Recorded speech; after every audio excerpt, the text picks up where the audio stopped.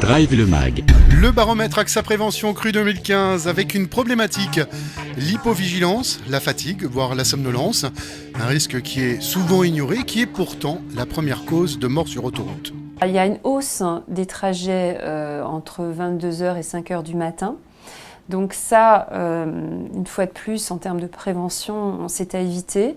On sait que l'hormone du sommeil est à un pic maximum et c'est très difficile de lutter contre l'hormone du sommeil, surtout si c'est de façon très occasionnelle qu'on fait ces trajets de nuit et qu'on n'a pas l'habitude d'être actif la nuit. Donc il faut faire très attention à ça, éviter ces trajets. Et puis la pause toutes les 2 heures, on voit que c'est une pratique malheureusement en régression. Les gens déclarent de plus en plus, les Français déclarent de plus en plus rouler 4 ou 5 heures d'affilée sans s'arrêter. Et là aussi, on le rappelle, cette pause toutes les 2 heures, elle est indispensable. Il faut au bout de 2 heures s'arrêter, 20 minutes, prendre l'air, prendre un café et on reprend la route en étant plus vigilant, plus affûté, plus attentif à ce qui se passe et donc on est plus en sécurité. Alors ça, c'est quelque chose qu'on a relevé dans l'étude. L'option de passer le volant, elle est encore insuffisamment pratiquée.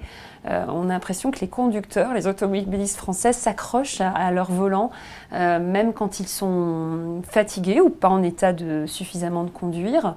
Ça rejoint le point qu'on évoquait tout à l'heure sur aussi le fait de prendre le volant après 2 verres. Donc oui, pensez à passer le volant, voilà, il n'y a pas de honte. C'est vrai qu'il y a une hausse cette année de tous les risques liés à l'hypovigilance, à la fatigue, à la somnolence et la prise de médicaments en fait partie de cette dégradation des comportements et de cette prise de risque sur cette typologie de comportement. Il faut rappeler le fait que c'est inscrit dans la notice. Il y a des médicaments qui favorisent la somnolence et la somnolence notamment, c'est la première cause de mortalité sur autoroute, donc particulièrement pour tous les trajets, mais encore plus sur les trajets de longue durée. Il faut éviter ces prises de médicaments pouvant altérer la vigilance.